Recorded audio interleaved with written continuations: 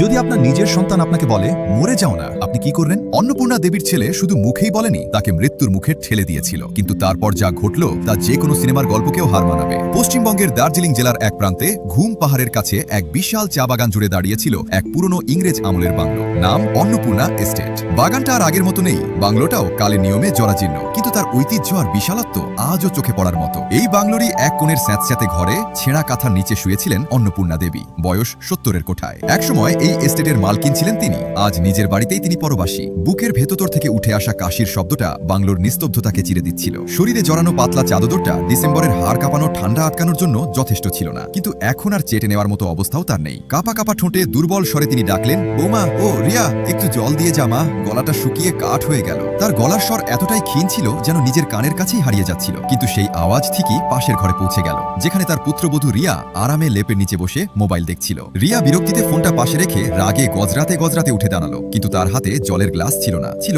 এক গাদা বিলের কাগজ। ঘরে ঢুকেই সে কাগজগুলো অন্নপূর্ণা দেবীর মুখের সামনে ছুড়ে দিয়ে চিৎকার করে বলল, এই দেখো তোমার ওষুধের বিল, 7,000 টাকা। আমাদের নিজেদের মাস চলে না, আর তোমার খরচের বহর দিন দিন বাড়ছে। অন্নপূর্ণা দেবী কাপা হাতে কাগজগুলো তোলার চেষ্টা করলেন, কিন্তু ঝাপসা চোখে কিছুই পড়তে পারলেন না। শুধু বললেন, কি করব বল মা, শরীরটা যে আর চলে না। রিয়ার মুখটা আরো কঠিন হয়ে উঠল। তাহলে মরে যাও না, আর কতদিন আমাদের ঘাড়ে বোঝা হয়ে থাকবে? কথাগুলো তীরের মতো এসে অন্নপূর্ণা দেবীর বুকে বিঁধল, কিন্তু তিনি চুপ করে রইলেন। অপমান সহ্য করাটা যেন তার অভ্যাসে পরিণত হয়েছে। তখনই বাইরে গাড়ির আওয়াজ পাওয়া গেল। তার একমাত্র ছেলে অনির্বাণ অফিস থেকে ফিরেছে। অনির্বাণ ঘরে উঁকি দিয়ে তার মাকে একবার দেখল, কিন্তু তার মুখে কোনো উদ্বেগ বা মায়া ছিল না। সে সোজা রিয়ার কাছে গিয়ে জিজ্ঞেস করলো, আবার কি হয়েছে? রিয়ার সঙ্গে সঙ্গে অভিযোগের ঝুলি খুলে বসল। আমি আর পারবো না অনির্বাণ, হয় এই বুড়ি এই বাড়িতে থাকবে, না হলে আমি। সারাদিন সেবা করো, ডাক্তার বদ্যি আনো, আর তারপরও কথা শোনো। অনির্বাণ একবার মায়ের দিকে তাকালো, যিনি সবটা মুখ বুজে শুনছিলেন। তারপর শীতল গলায় বলল, তুমি ঠিকই বলছো রিয়া, অফিসেও আমার সম্মান নষ্ট হচ্ছে, যখন তখন ছুটি নিতে হয় এই মায়ের জন্য। সে ধীরে ধীরে অন্নপূর্ণা দেবীর কাছে এগিয়ে এলো এবং তার কাঁধ ধরে ঝাঁকুনি দিয়ে বলল, শুনছো তো মা, তোমার জন্য আমার জীবনটা থেমে গেছে। তুমি না থাকলে আমি আজ কলকাতায় কত তো বড় জায়গায় থাকতাম। অন্নপূর্ণা দেবীর চোখ দিয়ে জল গড়িয়ে পড়ল। তিনি ক্ষীণ স্বরে বললেন, বাবা, আমি তো সারা জীবন তোদের ভালোর জন্যই চেয়েছি। অনির্বাণ তার কথা থামিয়ে দিয়ে বলল, চুপ করো, আসল সত্যিটা হলো তুমি এখন আমাদের জন্য শুধু একটা বোঝা। ঘরে কিছুক্ষণের জন্য একটা ভয়ঙ্কর নীরবতা নেমে এলো, কিন্তু সেই নীরবতার আড়ালে এক ঘৃণ্য পরিকল্পনার জন্ম নিচ্ছিল। অনির্বাণ রিয়ার দিকে তাকালো, দুজনের চোখেই ছিল একই লোভের ঝিলিক। রিয়া ফিসফিস করে বলল, যদি এই কাটা রাস্তা থেকে সরে যায় তাহলে বাংলোটা বিক্রি করে আমরা সব সমস্যা মিটিয়ে ফেলতে পারি। অনির্বাণ দ্বিধা না করে মাথা নাড়ল। হ্যাঁ, আর সহ্য হচ্ছে না। দুজনে ইশারায় কথা বলে নিল, এমন এক সিদ্ধান্ত যা মনুষ্যত্বের সমস্ত সীমা লঙ্ঘন করতে চলেছিল। হঠাৎ অনির্বাণের মুখটা বদলে গেল। সে মায়ের কাছে গিয়ে বসল এবং অত্যন্ত মিষ্টি সুরে বলল, মা, কেঁদো না তো। তুমি না সবসময় বলতে মহাকাল মন্দিরে যাবে, চলো আজই তোমাকে নিয়ে যাই। অন্নপূর্ণা দেবীর চোখে মুহূর্তের জন্য এক আশার আলো জ্বলে উঠল। তিনি বিশ্বাস করতে পারছিলেন না। সত্যি বলছিস বাবা? অনির্বাণ হেসে বলল, হ্যাঁ মা, আজ রাতেই যাব, ভগবানের দর্শন করে আসবে। রিয়াও মুখে একটা মেকি হাসি ফুটিয়ে তুলল। মনে মনে ভাবল, এমন তীর্থযাত্রা যেখান থেকে কেউ ফেরে না। ঠান্ডা বাড়ছিল, রাতের অন্ধকার ঘন হয়ে উঠেছিল। অনির্বাণ তার মাকে ধরে ধরে গাড়িতে বসালো। অন্নপূর্ণা দেবী খুব খুশি ছিলেন। তার মুখে যে প্রশান্তি ছিল তা হয়তো বহু বছর পর ফিরে এসেছিল। তিনি জানতেন না এই যাত্রা তার জীবনের শেষ যাত্রা হতে চলেছে। গাড়ি শহরের রাস্তা ছেড়ে পাহাড়ি আঁকাবাঁকা পথে এগোতে লাগলো। বাইরে ঘুটঘুটে অন্ধকার আর পাইন গাছের সারি। কিছু দূর যাওয়ার পর গাড়িটা একটা নির্জন ভিউ পয়েন্টে এসে থামলো, যার নাম গিদ্ধে পাহাড়। এখান থেকে নিচে গভীর খাদ, যার শেষ দেখা যায় না। অন্নপূর্ণা দেবী জিজ্ঞেস করলেন, বাবা, আমরা কি পৌঁছে গেছি? অনির্বাণ শীতল গলায় বলল, হ্যাঁ মা, তোমার শেষ ঠিকানা এটাই। গাড়ি থামতেই রিয়া দরজা খুলে কর্কশ গলায় বলল, নামো নিচে। তার গলার স্বরে আর সেই মিষ্টি ভাব ছিল না। অন্নপূর্ণা দেবী ভয় পেয়ে গেলেন, এখানে কেন? মন্দির তো কোথাও নেই। অনির্বাণ কোনো উত্তর না দিয়ে তার হাত ধরে হ্যাচকা টান মেরে বাইরে নামালো। দুর্বল শরীরটা টাল সামলাতে না পেরে পাথরের ওপর পড়ে গেল। তার কপালে আর হাতে চোট লাগলো। রিয়া মুখ বিকৃত করে বলল, উফ, কি ভারী শরীর, তাড়াতাড়ি করো অনির্বাণ, কেউ দেখে ফেললে বিপদ হবে। অন্নপূর্ণা দেবী ভয়ে কাঁপতে কাঁপতে বললেন, অনির্বাণ, কি করছিস বাবা? আমার ভয় করছে। অনির্বাণ তার সামনে দাঁড়িয়ে ঠান্ডা গলায় বলল, ভয় তো পাওয়ারই কথা মা, কারণ আজ তোমার জীবনের শেষ দিন। কথাটা শুনে অন্নপূর্ণা দেবীর পৃথিবীটা যেন দুলে উঠল।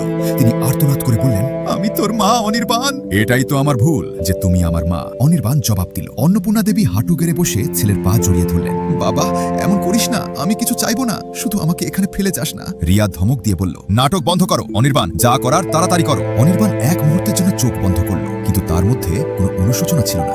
সে মায়ের হাত ছাড়িয়ে নিয়ে তাকে খাদের কিনারে নিয়ে গেল। নিচে শুধু অন্ধকার আর মৃত্যু। অন্নপূর্ণা দেবী শেষবার বললেন, বাবা, ভগবানকে ভয় কর। অনির্বাণ কোনো কথা না বলে তার সমস্ত শক্তি দিয়ে মাকে ধাক্কা মেরে খাদে ফেলে দিল। একটা মর্মান্তিক চিৎকার রাতের নিস্তব্ধতাকে খান খান করে দিল। তার শরীরটা পড়তে পড়তে পাথর আর ঝোপে ধাক্কা খাচ্ছিল। কিন্তু ঠিক তখনই একটা অলৌকিক ঘটনা ঘটল। তার পরনের শাড়ির আঁচলটা একটা পুরনো রডোডেন্ড্রন গাছের ডালের সঙ্গে জড়িয়ে গেল। তার শরীরটা খাদের মাঝে শূন্যে ঝুলতে থাকলো। হাত পা ছিঁড়ে রক্ত ঝরছিল, কিন্তু তিনি বেঁচে ছিলেন। ওপরে দাঁড়িয়ে অনির্বাণ আর রিয়া নিচে উঁকি দিল। অন্ধকারে কিছু দেখা যাচ্ছিল না। রিয়া বলল, চলো, সব শেষ। দুজনে গাড়িতে উঠে সেখান থেকে চলে গেল, যেন কিছুই হয়নি। নিচে সেই খাদের মধ্যে অন্নপূর্ণা দেবী ঠান্ডা আর যন্ত্রণায় ঝুলছিলেন। ধীরে ধীরে তার চোখের জল শুকিয়ে গেল। মনের মধ্যে ভাসছিল অনির্বাণের ছোটবেলা, তার প্রথম হাঁটা, আর সেই হাত, যে হাত দিয়ে আজ সে নিজের মাকে মৃত্যুর মুখে ঠেলে দিল। তার বুকের ভেতরটা ফাঁকা হয়ে গেল। তিনি মনে মনে বললেন, আজ আমার ভেতরের মা মরে গেল। কিছুক্ষণ পর যখন তিনি আবার চোখ খুললেন, তখন সেই চোখে আর জল ছিল না, ছিল এক শীতল প্রতিশোধের আগুন। ভোরের প্রথম আলো যখন সেই খাদের গভীরে পৌঁছল,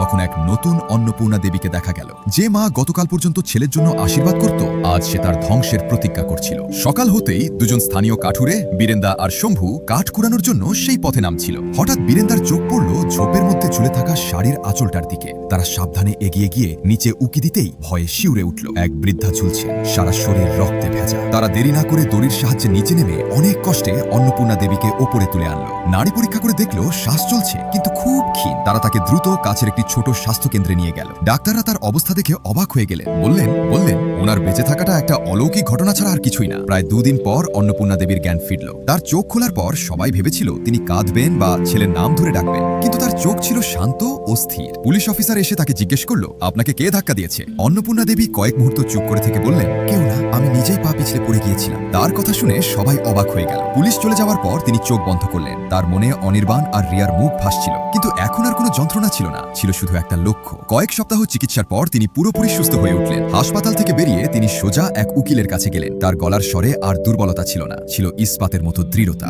অন্যদিকে অনির্বাণ আর রিয়া বাড়িতে নিশ্চিন্তে ছিল। তারা বাংলো বিক্রির জন্য এক বড় পার্টি আয়োজন করেছিল। ক্রেতা, দালাল এবং শহরের ধনী ব্যক্তিরা সেই পার্টিতে উপস্থিত ছিল। রিয়া হাসতে হাসতে সজবাইকে বলছিল, এবার আমাদের ভাগ্য ফিরবে, সব বাধা দূর হয়ে গেছে। কিন্তু তারা জানতো না, তাদের আসল বাধা সবে মাত্র ফিরে এসেছে। পার্টি যখন একেবারে জমে উঠেছে, তখন বাংলোর গেটের সামনে একটা কালো গাড়ি এসে থামল। গাড়ি থেকে নামলেন সাদা শাড়ি পরিহিতা অন্নপূর্ণা দেবী। তার হাতে ছিল একটা লাঠি আর চোখে কালো চশমা। তিনি ধীরে ধীরে হেঁটে পার্টির মাঝখানে এসে দাঁড়ালেন। তাকে জীবিত দেখে অনির্বাণ আর রিয়ার মুখের রক্ত শুকিয়ে গেল। অনির্বাণের হাত থেকে মদের গ্লাস পড়ে ভেঙে গেল। সে ভূত দেখার মতো চমকে উঠে বলল, মা, তুমি?